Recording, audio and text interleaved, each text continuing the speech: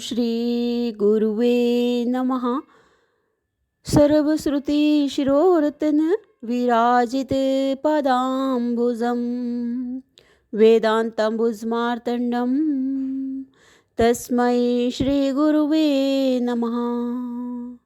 ॐ स्वस्ति न इन्द्रो वृद्धश्रवाः स्वस्ति नः पूषा विश्ववेदाः स्वस्ति नस्तारक्षो अरिष्टनेमिः स्वस्ति नः बृहस्पतिर्दधातु। ओम शांति शांति शांति। ओम। प्रणाम। भगवान स्वामी अखंडानंद सरस्वती जी महाराज जी द्वारा विरचित साधना और ब्रह्म अनुभूति से हमारा टॉपिक चल रहा है भगवान क्रिया भावना और बोध को आगे कंटिन्यू करते हुए। तो यहाँ पे जिज्ञासु ने जिज्ञासा की है कि भगवान जो भक्ति रस है इसकी अनुभूति का उपाय क्या है। तो स्वामी जी बता रहे हैं कि नित्य सिद्ध रस का बोध और उसकी भावना। तो उपायों में आपने कर्म की परिगणना नहीं की।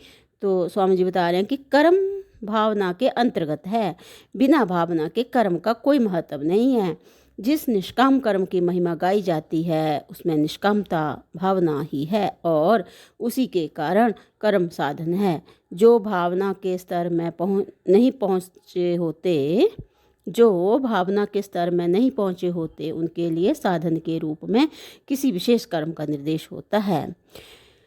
वह कर्म इसलिए साधन है कि वह एक विशेष प्रकार की भावना उत्पन्न करता है।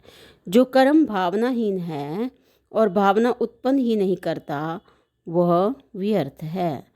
उससे ना स्वर्ग होगा ना नरक। इसी से बुद्धिमान पुरुष कर्म के स्वरूप पर नहीं उसके उद्देश्य पर ध्यान रखते हैं। एक अच्छी क्रिया भी उद्देश्य की निष्कृष्टता से पतन का कारण बन सकती है। एक अच्छी क्रिया भी उद्देश्य की निकृष्टता से पतन का कारण बन सकती है और देखने में निकृष्ट क्रिया भी भाव की पवित्रता से उन्नति का कारण बन सकती है। इसलिए कर्म की स्वतंत्र गणना न करके उसे भावना के अंतर्गत कहा गया है। भावना कैसी है? तो आगे जिज्ञासा है कि भाई भगवान क्या केवल सेवा कर्म साधन नहीं हो सकता? तो इसका उत्तर बता रहे हैं स्वामी जी कि भाई इसका उत्तर हो गया, स्पष्ट समझ लीजिए। यदि सेवा कर्म सेवा भाव से युक्त है तब तो परमात्मा की प्राप्ति साधन है। सेवा भाव से रहित है तो आगे जो है चलकर सेवा भाव उत्पन्न करेगा। यदि सेवा कर्म करने वाले के मन में कोई दूसरा भाव है तो वही पतन का हेतु होगा। कर्म करने की विधि क्या है? तो बता रहे हैं कि फल आसक्ति, कर्मासक्ति और कृतित्व अभिमान से रहित होकर प्रत्येक कर्तव्य को भगवान की ओर लक्ष्य रखते हुए करते जाना, यही कर्म की विधि है। फल आसक्ति का ना होना तो ठीक है, यह कर्मासक्ति क्या है? तो स्वामी जी बता रहे हैं कि फल की इच्छा ना होने पर भी किसी विशेष कर्म में राग होना कर्मासक्ति है। साधन के कर्म का उद्देश्य कर्म की पूर्णता नहीं है। साधन के कर्म का उद्देश्य साधन की पूर्णता नहीं है, जीवन की पूर्णता है। इसलिए वह सर्वदा अपने प्रभु की ओर देखा करता है कि वे कब क्या इशारा करते हैं, कर्म अधूरा रहे या पूरा हो जाए। यह तो उनके संकेत के इंगित से उसमें लगा है। जब वे हटाते हैं तब क्यों ना हटेगा। इस प्रकार निरंतर उनके आदेश की प्रतीक्षा करते रहना ही कर्मासक्ति का त्याग है। बहुत ही सुंदर। तो आगे जिज्ञासा है कि कर्तृत्व अभिमान का राहित्य तो ज्ञान से ही संभव है। भक्त इससे रहित कैसे हो? तो स्वामी जी इसका जो है यहाँ पे बता रहे हैं समाधान की भाई आत्मसमर्पण अथवा शरणागति से ही भक्त कृतित्व अभिमान से भी मुक्त हो जाता है। आत्मसमर्पण अथवा शरणागति से। जो है भक्त कर्तृत्व अभिमान से भी मुक्त हो जाता है।